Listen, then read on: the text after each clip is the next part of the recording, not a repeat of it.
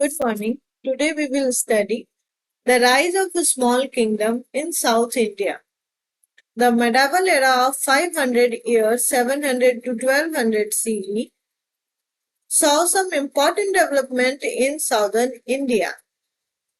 Medieval era जो समय है 700 to 1200 कॉमन एरा, उसमें बहुत ज्यादा डेवलपमेंट कहाँ हुआ है? साउदर्न इंडिया में. Many regional kingdom rose and fell, बहुत सारे किंगडम आए और गए.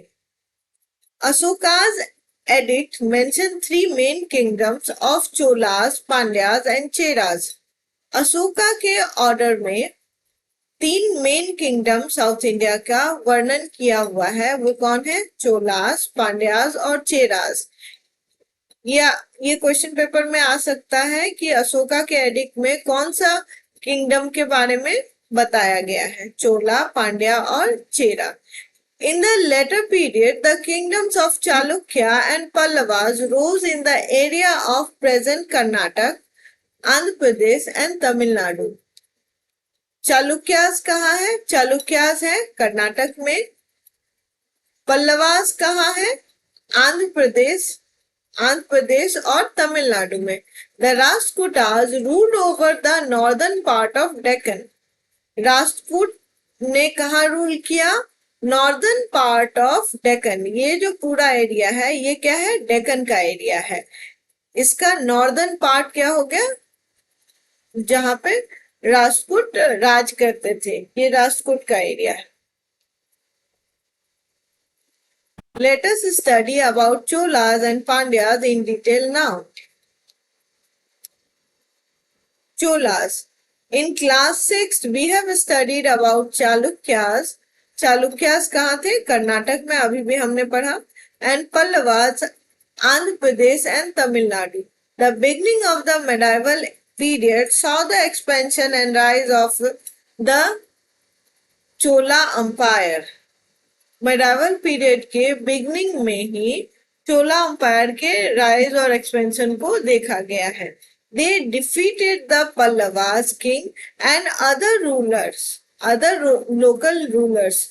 तो चोला अंपायर जो है राइज होने से पहले, बनने से पहले उन्होंने पल्लवास को हराया, लोकल रूलर्स को हराया, तब जाके उन्होंने अपना किंगडम बनाया. They built a strong navy and even conquered Sri Lanka, earlier Ceylon, parts of Southeast Asia and the island of Maldives and Lakshadweep, and help in the spread of Indian culture to foreign countries.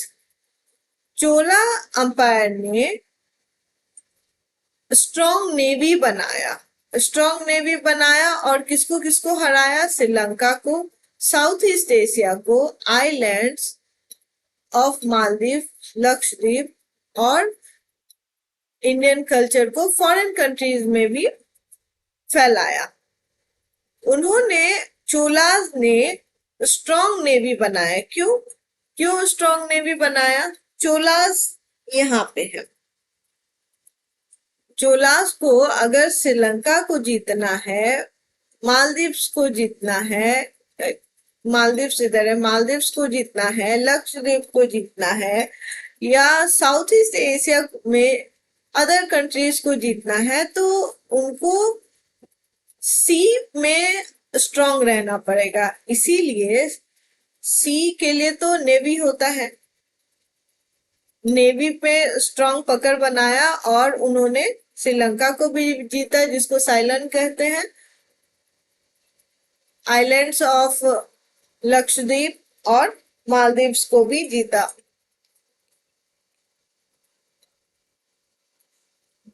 Chola kingdom extended from Nellore to Pudukkottai and Mysore to Madras. Chola kingdom कहां से कहां तक फैला हुआ है? Nellore to Pudukkottai, Mysore to Madras. The founder of Cholas was Vijayalaya, who defeated Pallavas. Founder of Chola कौन थे? विजयालया. वो, उन्होंने चोला किंगडम कैसे बनाया? तो पल्लवास को हरा के. Founder of Cholas Vijayalaya. His grandson Prantak I defeated the Pandya kings of Madurai and ruled for 46 years. विजयालया के जो ग्रैंडसन थे उनका नाम क्या था? प्रांटक।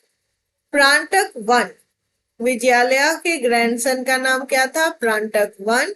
उन्होंने पांड्या किंग को हराया। पांड्या किंग ने कहाँ पे राज करते थे? मदुरई में। कितने सालों तक राज किया? 46 years तक।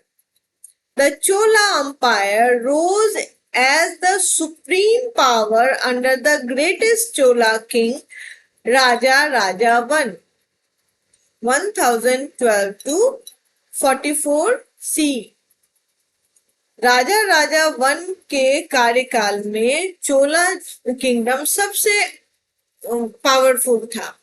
He pursued a policy of conquest for 14 years and conquered the Chalukya kingdom of Vengi and captured Kerala and Madurai। उन्होंने चालुक्य को हराया। चालुक्य कहाँ थे? वेंगी। चालुक्य किंगडम ऑफ वेंगी को हराया और किसको किसको कैप्चर किया? Kerala, Madurai. He also built the famous temple Rajrajeshwar at Tanjore. Rajarajeshwar temple कहाँ है? तंजौर में। और किसने बनाया राजराजेश्वर टेम्पल को? तो राज वन ने बनाया। कई बार आपके क्वेश्चन पेपर में ये फोटोज दिए जाते हैं जिसको आइडेंटिफाई करना होता है आपको कि कौन सा टेम्पल है, तो आप फोटो को भी ध्यान से देखिए। राजराजेश्वर टेम्पल ये है, कहाँ पे है? तंजौर में। किसने बनाया? राजराज वन ने बनाया। The walls of the temple depict his conquest। जो इस टेम्पल का वॉल है उस पे जो भी जीते थे राजराज वन उस पे लिखा हुआ है। Rajaraja one was succeeded by his son Rajendra Chola. Rajaraja one के बाद उनके उत्तराधिकारी चोला चोला किंगडम के उत्तराधिकारी कौन थे? सक्सेसर कौन थे? तो राजेंद्र चोला जो उनके बेटे थे। राजराज वन का बेटा कौन? राजेंद्र चोला। Who ruled for 28 years। Rajendra Chola ने कितने सालों तक रूल किया? 28 years।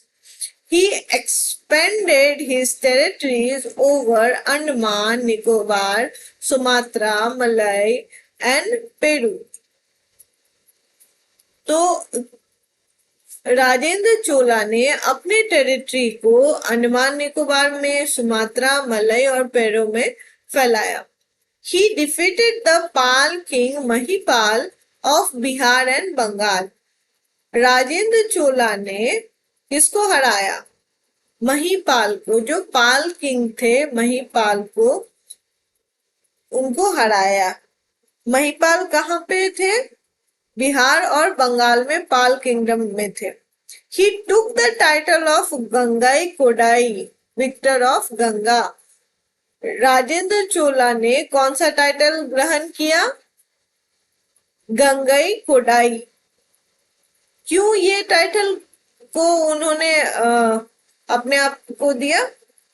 क्योंकि बिहार में गंगा नदी बहती है और उस गंगा नदी को उन्होंने जीता, उस एरिया को जीता, इसीलिए वो अपने आप को क्या कहते हैं? Gangai Kodai, victor of Ganga. क्योंकि बिहार में पाल का शासन था और बिहार में गंगा नदी बहती है। Conquest Rajaraja spread the message of Vedas among the common people। Rajaraja जो थे उन्होंने वेद के बारे में कॉमन लोगों तक ज्ञान पहुंचाया। The king performed अश्वमेघ यज्ञ to celebrate their conquest। वो अपने विजय को सेलिब्रेट करने के लिए अश्वमेघ यज्ञ करते हैं। Conquest wars and internal conflict led to the disintegration of Chola Empire in about 1279 CE. लगातार जो वॉर हो रहा है और इंटरनल कॉन्फ्लिक्ट के कारण चोला किंगडम धीरे धीरे कमजोर हो रहा था। किसके किसके कारण कमजोर हो रहा था? कांस्टेंट वॉर और इंटरनल कॉन्फ्लिक्ट के कारण। The rise of Hindu kingdom at Vijayanagar gave the final blow to Chola dynasty. Chola dynasty को फाइनल ब्लो मतलब कौन बुझा दिया? चोला किंगडम को कौन बुझा दिया? तो फाइनली हरा दिया चोला किंगडम को विजयनगर, जो कि एक हिंदू किंगडम था। हम लोग एक बार रिवाइज कर लेते हैं इसको, कौन कौन से राजा और उनके काम को। तो चोला किंगडम में हमने यहाँ पर 4 राजाओं के बारे में पढ़ा। विजयालया, प्रांतक, राजा राजा वन, राजेंद्र चोला। विजयालया कौन थे? फाउंडर ऑफ चोला। प्रांतक कौन थे? Grandson of Vijayalaya. इन्होंने क्या किया? इन्होंने पांड्या किंगडम को, प्रांतक ने पांड्या किंगडम को हराया। पांड्या किंग जो था मदुरई के, उसको हराया। राज वन ग्रेटेस्ट किंग थे चोला किंगडम के, राज वन। उन्होंने वेद के मैसेज को कॉमन पीपल तक पहुंचाया था। उन्होंने राजेश्वर टेम्पल बनाया और उन्होंने चालुक्य किंगडम को भी हराया और कैप्चर किया था केरल मदुरई को। राजेंद्र चोल कौन थे? राज वन के बेटे थे।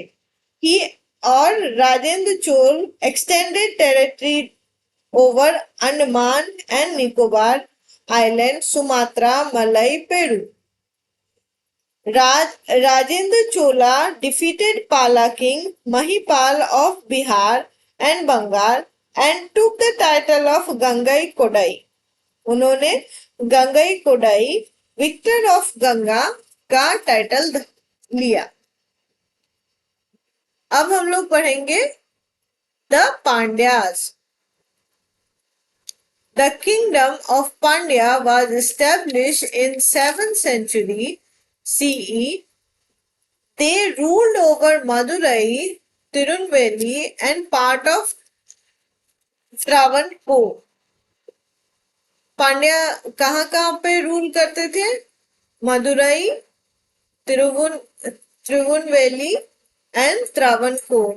It is reputed to be the most ancient of the Tamil state में सबसे पुराना इनको माना जाता है। कंडुमगोड़ी started the Pandya rule. Pandya rule किसने स्टार्ट किया? कंडुमगोड़ी। फाउंडर ऑफ पांड्या कंडुमगोड़ी। His son Maruvarman Avni Sulamani came into conflict with Pallavas. Pallava से किसका कॉन्फ्लिक्ट हुआ था? मरुवर्मन Avani Sulemani. He aligned with Cholas and defeated the Pallavas. उनको चोलाज और उनके साथ भी प्रॉब्लम हुआ और पल्लवास को उन्होंने हराया। The Pandyas carried on frequent war with Sri Lanka. Pandyas की लड़ाई किससे होती रहती थी? श्रीलंका से। In the 11th century, they were compelled to submit to the supremacy the mighty Cholas. Pandyas को 11th सेंचुरी में चोलास की सुपरमेसी को मानना पड़ा था। मतलब चोला के अंडर में वो हार गए थे चोला से। But in 13th century they asserted their independence again under जलवर्मन सुंदर पांड्या। तो 13th सेंचुरी में उन्होंने इंडिपेंडेंस ग्रहण किया। किसके शासनकाल में?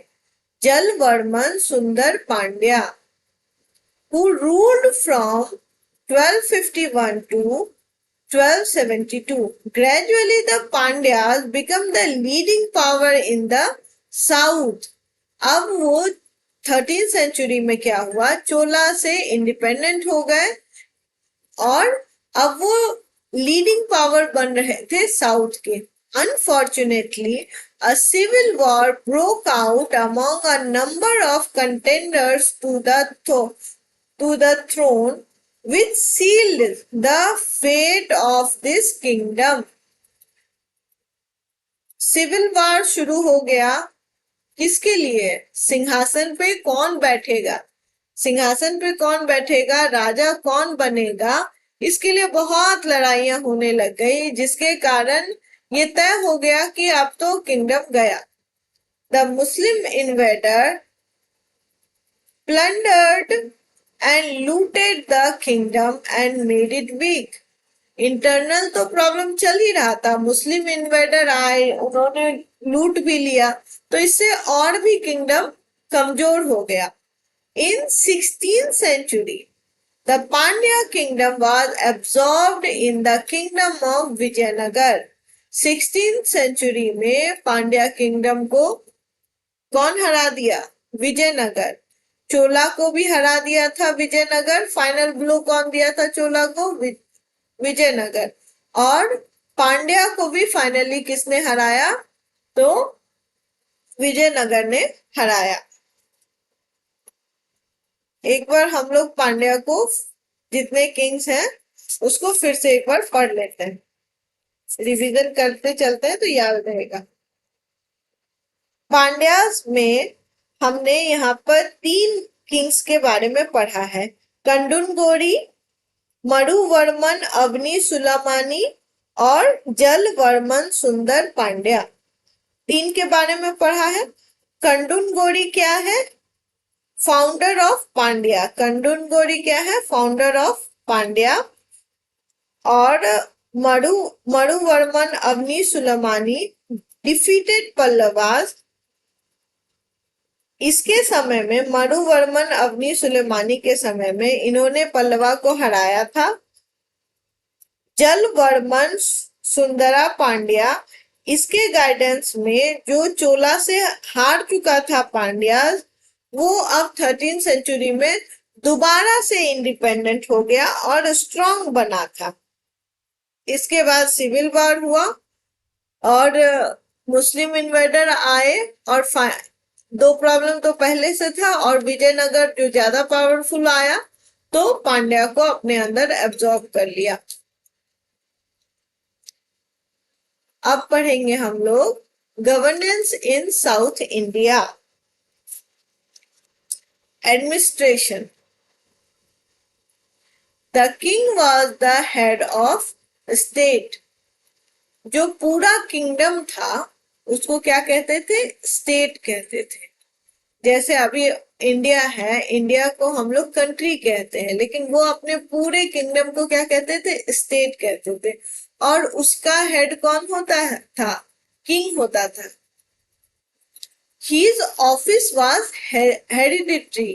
इसका मतलब राजा का बेटा ही राजा बनेगा। मतलब हेरिडिटरी के हिसाब से अगला राजा कौन चुना जाएगा, वो किस हिसाब से होता था? हेरिडिटरी के हिसाब से। His prime duty was to protect the people from internal disturbance and external attack। तो राजा का, किंग का प्राइम ड्यूटी क्या था? पीपल को, उसकी जनता को इंटरनल डिस्टरबेंस और एक्सटर्नल अटैक से बचाना। The rights of the king were unlimited. तो राजा के पास बहुत सारे अधिकार थे, बहुत पावरफुल होता था राजा। The central administration was divided into different department. Central administration मतलब किंग के अंदर बहुत सारे डिपार्टमेंट में बटा हुआ था। जिससे शासन करने में आसान होगा। जैसे अभी भी क्या होता है कि देश है, देश को चलाने के लिए पीएम के पास बहुत सारा डिपार्टमेंट होता है, बहुत सारा मंत्रालय होता है, और उसके हेड कौन होते हैं? मंत्री। उसी तरह से उस समय भी क्या होता है, the king rain the administration. जैसे अभी पीएम है, पीएम हेड है, उसके अंदर में बहुत सारे मिनिस्टर्स हैं। किसके लिए? ताकि हेल्प कर सके पीएम को। उसी तरह से उस टाइम क्या होता था, the king rain the administration with the help of ministers. The kingdom was divided into province called mandalam. Kingdom जो है बहुत सारे प्रोविंस में डिवाइडेड था। जो शासन करना होता था, देश को चलाना है, किंगडम को चलाना है, तो उसको बहुत छोटे छोटे प्रोविंस में बांटा गया था, जिसको मंडलम कहते हैं। अगर अभी से कंपेयर करें तो जैसे हमारा कंट्री है इंडिया, इंडिया को छोटे छोटे स्टेट्स में बांटा गया है, ताकि और उसमें उसके हेड को बिठाया गया है। जैसे सीएम को बिठाया गया है, या आप इस राज्य को आप देखेंगे, इस राज्य को आप देखेंगे। उसी तरह से जो साउथ इंडिया में किंगडम था, उसमें भी एक किंग होता था। किंग शासन सेंटर में चलाता था, और छोटे छोटे प्रोविंस में ऑफिशियल्स होते थे, जो कि किंगडम के इंस्ट्रक्शन के अकॉर्डिंग चलाते थे प्रोविंस को। Each province was under the control of an official who worked according to the instruction of the kingdom. तो एडमिनिस्ट्रेशन में हम लोग क्या सीखे? The head of the state कौन है? किंग। ऑफिशियल कैसे सिलेक्ट होते थे? मतलब हेरिडिटरी के हिसाब से ही सिलेक्ट होता था। नेक्स्ट किंग कौन होगा? प्राइम ड्यूटी था किंग का क्या? कि पीपल को, जो उसके किंगडम के पीपल है, उनको इंटरनल डिस्टरबेंस और एक्सटर्नल अटैक से बचाना। स्टेट प्रोविंस में बटा हुआ था, स्टेट का हेड किंग होता था, और सेंट्रल एडमिनिस्ट्रेशन किसके कंट्रोल में होती थी? किंग के। सेंट्रल एडमिनिस्ट्रेशन डिफरेंट डिपार्टमेंट्स में बटे होते थे, और उन डिपार्टमेंट को कैसे चलाया जाता था? ऑफिशियल्स, उन डिपार्टमेंट पे ऑफिशियल्स दिए जाते थे। और किंग की मदद कौन करते थे? मिनिस्टर्स। एडमिनिस्ट्रेशन को चलाने में मिनिस्टर्स उनकी मदद करते थे। Economy, land revenue was the main source of income. Land revenue से ही इनकम मिलता था किसको? किंगडम को। It was fixed at 1/3 of the produce by the Cholas ruler. तो लैंड रेवेन्यू क्या फिक्स किया था? 1/3 ऑफ प्रोड्यूस। जितना भी उपज हुआ है उसका 1/3 कहाँ चला जाता था? वो टैक्स में जाता था। The economic condition of people was good. उस समय इकोनॉमिक कंडीशन लोगों की कैसी थी? अच्छी थी। Agriculture, trade, weaving were the chief occupation of the people. लोग क्या काम करते थे? एग्रीकल्चर, ट्रेड, व्यापार, और वीविंग, बुनकर का काम करते थे। The irrigation facility were very well developed, which increased the agricultural yield. Agriculture facility जो थी बहुत अच्छी थी, इसलिए एग्रीकल्चर इन जो उपज था वो अच्छा होता था। The Chola rulers spend a major part of the income on public welfare. जो चोला किंगडम टैक्स के थ्रू कमाते थे, उसका मैक्सिमम पार्ट जो है, मेजर पार्ट किस चीज में दे देते थे? वो वेलफेयर का काम करते थे उससे। तो इकोनॉमी में हम लोगों ने क्या सीखा? मेन सोर्स ऑफ इनकम क्या था? Land revenue. लैंड रेवेन्यू कितना था? 1/3 ऑफ प्रोड्यूस। इकोनॉमिकल कंडीशन था गुड। मेन ऑक्यूपेशन क्या था? एग्रीकल्चर, ट्रेड और वीविंग। और चोला किंग्स जो थे रूलर्स, वो मेजर पार्ट जो इनकम था उसको वो स्पेंड करते थे पब्लिक वेलफेयर पे। अब हम लोग सोसाइटी पढ़ेंगे। The society of south India was also caste ridden like that of North India। तो सोसाइटी ऑफ साउथ इंडिया का जो सोसाइटी है वो भी नॉर्थ इंडिया की तरह ही कास्ट रिडन है, वहां पे भी कास्ट सिस्टम होता है। The Brahmins, princely class and Kshatriya warrior class dominated the lower caste. जो ब्राह्मण्स होते थे, जो क्षत्रिय होते थे, वो लोअर क्लास को डोमिनेट करते थे। The peasants till the land which belong to the ruler और द टेम्पल। जो छोटे किसान होते थे वो रूलर के जमीन या टेम्पल की जमीन पर खेती करते थे। Religion Religion played an important part in the life of people in South India। Religion बहुत important part था। Buddhism and Jainism were not popular there। वहां पर बुद्धिज्म और जैनिज्म को लोग बहुत नहीं मानते थे। Hinduism was the most popular religion। Hinduism को मानते थे। वैदिक sacrifice were quite common। वैदिक सेक्रीफाइस वहां पे होता था। The cult of Lord Vishnu and Lord Shiva also become very important during this time। उस समय किस देवी देवता की पूजा होती थी? तो लॉर्ड विष्णु और Lord Shiva. Kanchipuram was an important center of study of Sanskrit and regional language like Tamil। तो भाषा के लिए कौन सा सेंटर था संस्कृत सीखने या रीजनल लैंग्वेज सीखने के लिए? Kanchipuram. Kanchipuram was an important center of studies। It was also a center of pilgrimage for Hindu devotee। Hindu devotee जो थे, भक्त, वो वहां पे धार्मिक यात्रा के लिए भी आते थे। ये क्या है? कांचीपुरम टेम्पल। हर एक जितने भी इमेज है आपको ध्यान से देखना है। ये क्या है? कांचीपुरम टेम्पल। ये क्या था? ये सेंटर था जहाँ पे लोग संस्कृत और रीजनल लैंग्वेज तमिल पढ़ते थे। The bhakti saint preach the teaching of epic of Ramayana and Mahabharata. जो भक्ति संत थे वो रामायण और महाभारत को पढ़ाते थे। The epics were translated into many South Indian language। Ramayan और महाभारत को भी ट्रांसलेट किया गया था वहां के रीजनल लैंग्वेज में।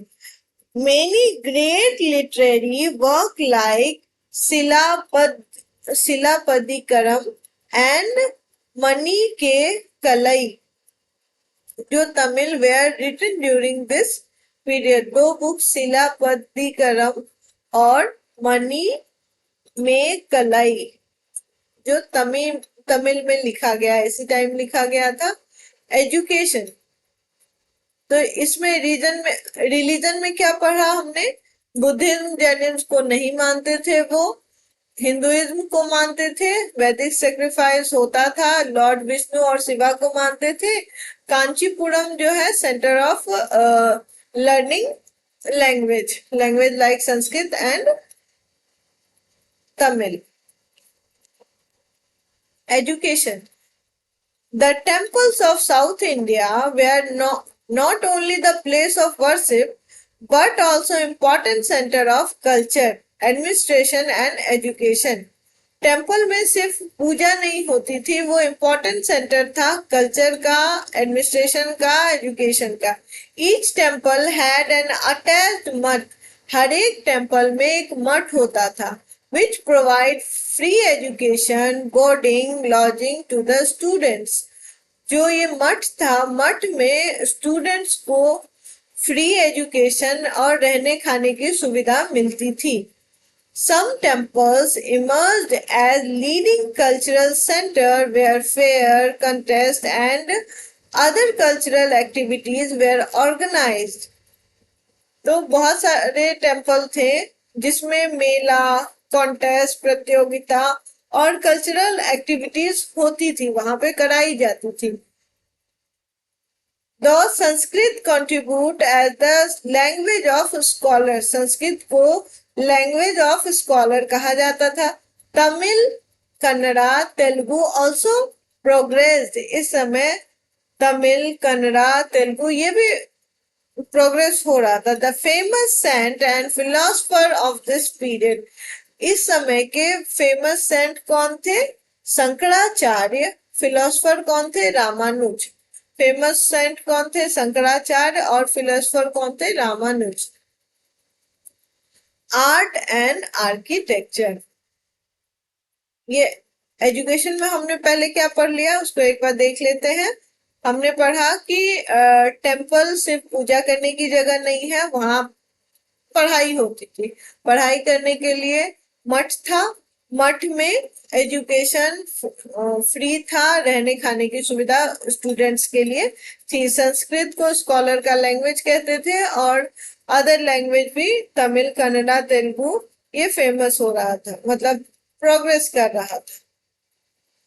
Art and architecture. The rulers of southern kingdom were not only great warrior but also great patron of art and architecture. तो अभी साउदर्न किंगडम के जो किंग्स थे वो सिर्फ योद्धा नहीं थे, सिर्फ लड़ाई झगड़ा नहीं करते थे, जब बल्कि वो आर्ट और आर्किटेक्चर के भी बहुत ज्ञानी थे, उनको पसंद था। They built a number of important temples. उन्होंने कई temples बनवाए। The large rock cut temples at Mahabalipuram and Kailash Nath were built in the 8th century. तो रॉक टेम्पल 8th सेंचुरी में बना था। रॉक टेम्पल कौन कौन सा है? महाबलीपुरम टेम्पल और Kailashnath temple. Rock cut temple दो एग्जाम्पल दिया हुआ है। लार्ज रॉक कट टेम्पल क्या क्या? महाबलीपुरम और Kailashnath temple. The Shiva temple of Tanjore and the bronze statue of Nataraj are fine example of Chola art. Chola art का फाइन एग्जाम्पल क्या क्या हो गया? Shiva temple of Tanjore and Nataraj. Nataraj जो ये स्टेच्यू है, ब्रॉन्ज स्टेच्यू, ये चोला आर्ट का एक फाइन एग्जाम्पल है। शंकराचार्य हमने अभी पढ़ा ही था यहाँ पे कि फेमस सेंट कौन है? Shankaracharya. Many years ago, when the practice of dharma was on the decline in India, Adi Shankar appeared on the scene and propagated the ancient Vedic dharma in the form of Advaita or the philosophy of non-duality. जब धर्म जो है decline कर रहा था India में, तब आदि शंकर आए और उन्होंने वैदिक धर्म को अद्वैत के फॉर्म में दिखाया। At an early age, Adi Shankar learned the Vedas. आदि शंकर ने वेदों को काफी अर्ली एज में ही सीख लिया। He realized that oneness is the essence of all knowledge. Oneness जो है, एब्सोल्यूट वन, ये अद्वैत का जो एसेंस है, ज्ञान का एसेंस क्या है? एकत्व या oneness. This is the doctrine of Advaita. Doctrine of Advaita क्या है? The absolute is one alone. Absolute is one alone. Doctrine of Advaita, the absolute is one alone. Shankaracharya taught the rules of bhakti, yoga, karma. Shankaracharya ने कौन से rules बताए? Rule of bhakti, rule of yoga and rule of karma. किस चीज के लिए? To brighten the intellect and purify the heart. ज्ञान को बढ़ाने के लिए और मन को साफ करने के लिए क्या बताया उन्होंने? भक्ति का रूल, योगा और karma. Advaita is the awareness of the divine in everything and everywhere. Advaita क्या बताता है कि डिवाइन यानी कि गॉड जो है हर जगह है, हर हर चीज में है, हर जगह में। Shankara suggested satsang as the very first step in साधना। शंकर ने बताया कि साधना अगर करनी है तो सत्संग उसका सबसे पहला स्टेप है। सत्संग क्या होता है?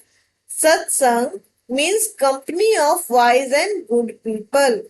अच्छे लोगों के साथ रहना, अच्छे और बुद्धिमान लोगों के साथ रहना, ये हुआ सत्संग। He established 4 मठ, उन्होंने 4 मठ बनाए, 4 extreme corner of India to spread the message of अद्वैत। अद्वैत का मैसेज फैलाने के लिए 4 मठ बनाए। कहाँ कहाँ है ये? North, west, east, south. North में क्या है? ज्योतिर्माथा, बद्रीनाथ। नॉर्थ में क्या है? ज्योतिर्माथा, बद्रीनाथ। नॉर्थ में है ज्योतिर्मठ, बद्रीनाथ। वेस्ट में क्या है? शारदा पीठ, द्वारका। वेस्ट में क्या है? शारदा पीठ, द्वारका। ईस्ट में क्या है? गोवर्धन, पुरी। ईस्ट में क्या है? गोवर्धन, पुरी। साउथ में श्रृंगेरी मठ। कहाँ पे? श्रृंगेरी। तो नॉर्थ में ज्योतिर्मठ, कहाँ पे? बद्रीनाथ। नॉर्थ में ज्योतिर्मठ, बद्रीनाथ। वेस्ट में शारदा पीठ, द्वारका। ईस्ट में गोवर्धन मठ, पुरी। साउथ में श्रृंगेरी मठ, Sringeri. Shankaracharya lived only for 32 years। उनकी मृत्यु 32 years में हो गई। But during that time he purified and consolidated the various schools of worship and brought them under the umbrella of one philosophical principle, Advaita. Next class में हम लोग क्वेश्चन आंसर करेंगे। इस चैप्टर को ध्यान से बुक में पढ़ लीजिए, उसके बाद अगली क्लास में हम लोग क्वेश्चन आंसर करेंगे। Thank you, bye bye.